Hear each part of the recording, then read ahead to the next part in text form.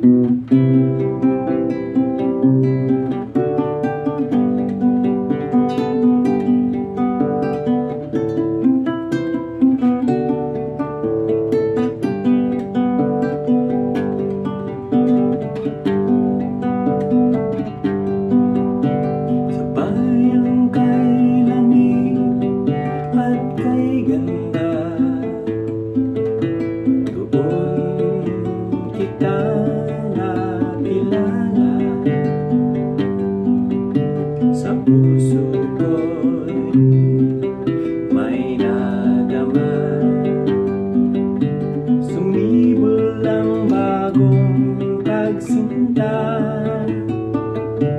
mga kapiyok, isang magandang araw. Ang video ito ay plucking tutorial ng isang kanta ni Roel Cortez. Ang pamagat ay Tanging Pag-ibig Mo. Ang intro ay pwede mong gawin ng either fingerstyle o kaya yung pure na plucking lang. Yung plucking ay madali lang. Ang pattern ay bass 1, 2, 3, bass 1, 2, 3. Yung dalawang bass na yan ay alternate. Gaya sa C chord. Ang unang bass ay sa 5th string, yung usual na bass. Then yung pangalawang bass ay sa 40th string. So kung gawin natin, bass 1, 2, 3, bass 1, 2, 3. Yung pattern na yan ay pwede mo nang gamitin sa buong kanta mula intro hanggang matapos. Gawin natin yung intro.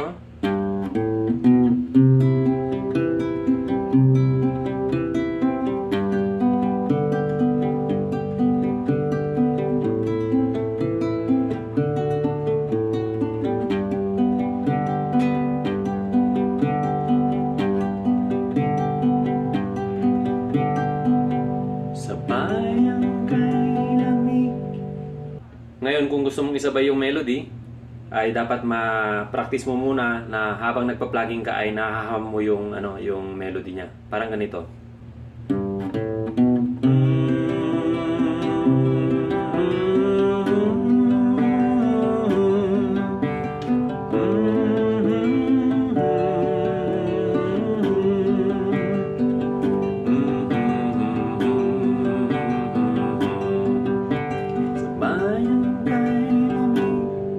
Pagdating ng unang verse, gamit yung usual na plucking, yung bass 1, 2, 3, bass 1, 2, 3, ganito lang. Sabayang kay lamig at kay ganda, doon kita nakilala, sa puso ko'y may nadama.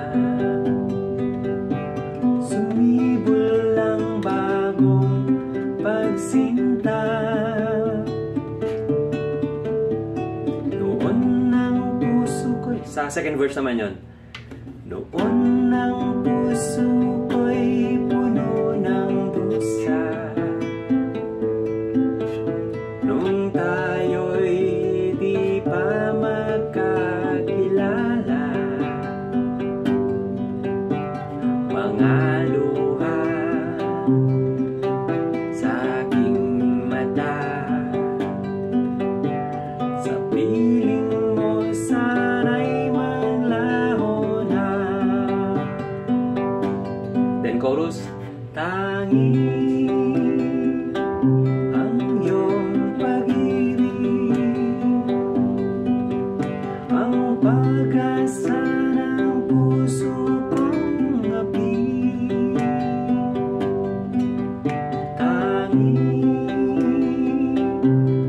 iyong pag-ibig, ang pag-asa ng puso ko upang lumigaya. Ngayong okay na tayo sa plugging, ay proceed na tayo sa second lesson. Yan ay yung fingerstyle ng intro.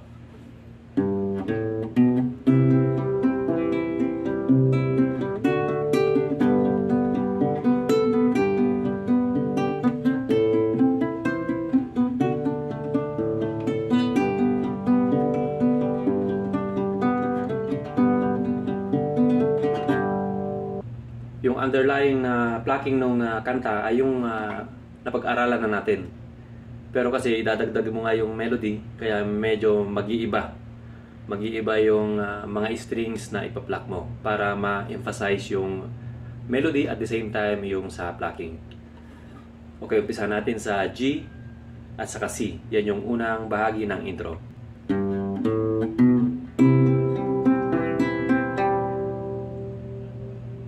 Yan ay sa G, bass ng G, then 5th string open, then press mo yung 2nd fret. Then proceed ka ng C.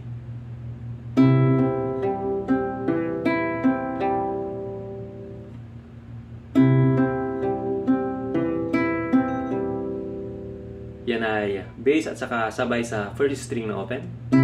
Then 2nd, 3rd, balik ng 2nd, then alternate bass sa 5th string. Then gaya nung plucking pattern natin ay string 1, 2, 3. Ganun lang. So ulitin natin yung G at saka C.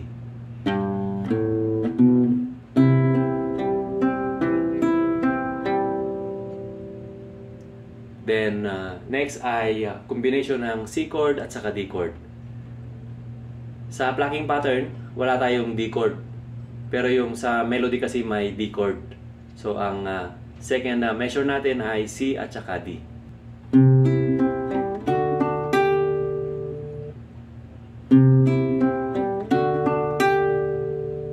Kung paano gawin yan, ganito lang. Bass, walang kasama. Bass, 1, 2, 3. Then, punta ka ng D. Sabay ang bass ng D sa 1st string. Then, 2nd string. This time, ilagay mo yung hiniliit doon sa 3rd fret ng 1st string. Parang D sus. Then, last ay 2nd string. Ulitin natin. C.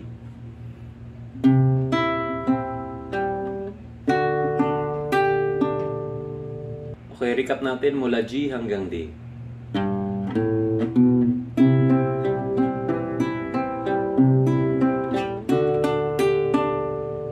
Then proceed ng G. Dito sa G,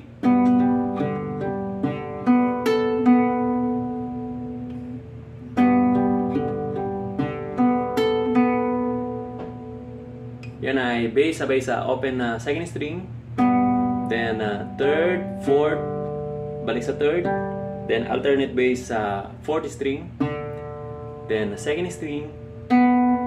Ngayon, punta yung hinlilit mo sa 5th fret ng 1st string.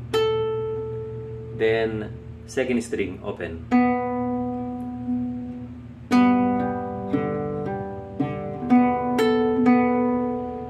Pagkatapos ng G na yan ay isang G pa, pero ang pattern ay ganito.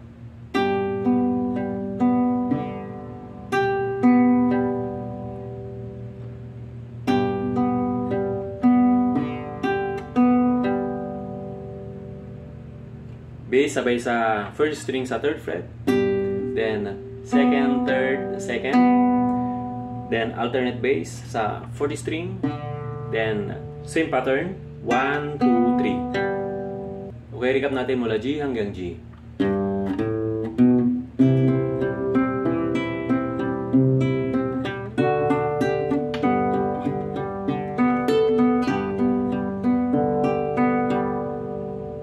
Pagkatapos niyan ay A minor. Pagdating sa A minor, kailangan natin pumunta sa higher fret dito sa pang-5 fret. Ang posisyon niya, nilalagay mo lang yung hintuturo doon sa 3 string sa baba. Open yung 3 nasa taas. Ganito yan.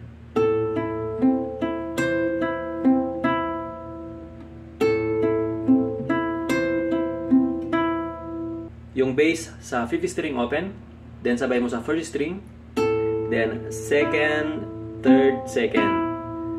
Ngayon naman, sa pangalawang bass, ilalagay mo yung ring finger doon sa 7th fret ng 5th string. Then yung hiniliit doon sa 8th fret ng 1st string. Sabayan sila. Then yung pattern kanina, 2nd, 3rd, 2nd strings.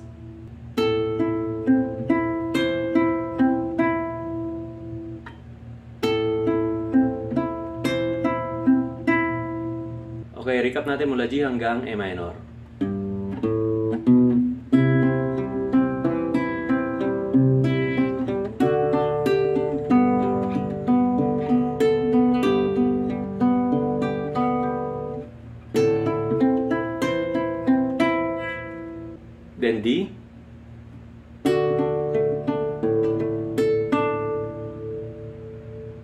Sa D, ganito lang.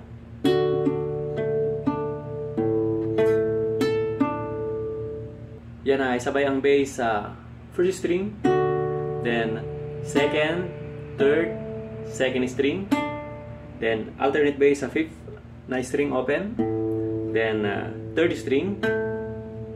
Ngayon, iabot mo yung hiniliit doon sa fifth fret ng first string. Then last ay second string.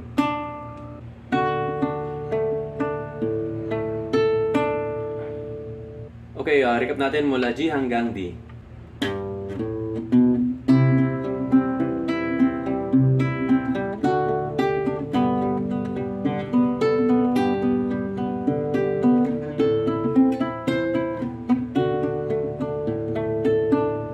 Then G. Dito sa G, bago papasok ng verse, ay 4 na G ang gagawin mo dyan. Kung plucking plus melody, ganito yan. Tan tan tan tan tan tan sa bayang kay lamig. Kung gawin natin sa fingerstyle, ganito naman.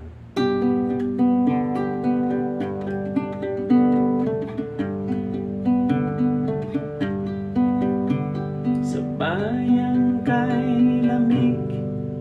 Kung paano gawin yung fingerstyle nung 4 na G na yan, ganito lang. Yung unang pattern na gawa na natin, bass and first string, then second, third, second, then another bass, then 1, 2, 3. Yung pangalawang G, ganito naman, bass lang, walang kasama, bass, then third string na open. Ngayon, ilagay mo yung hililiit doon sa third fret nung second string. Then balik ka ng third string na open. This time, bass, sabay sa open na second string. Tanggalin mo na hiniliit. Sabay yan. Then balik ka ng third string open. Ngayon, ilagay mo yung middle finger doon sa second fret ng third string. Then last ay fourth string na open.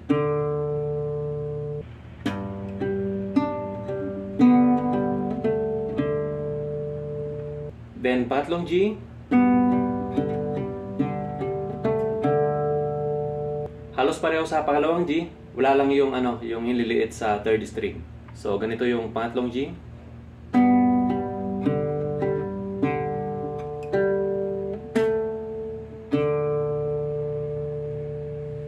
Yan ay bass, sabay sa second string na open. Then, third, fourth, third, then bass. Then third string open, middle finger doon sa second fret ng third string. Then last ay fourth string. Then yung last G chord, bago papasok ang verse, yung usual na pattern lang. Bass, 1, 2, 3, bass, 1, 2, 3. Okay, recap natin ang buong intro gamit ang fingerstyle.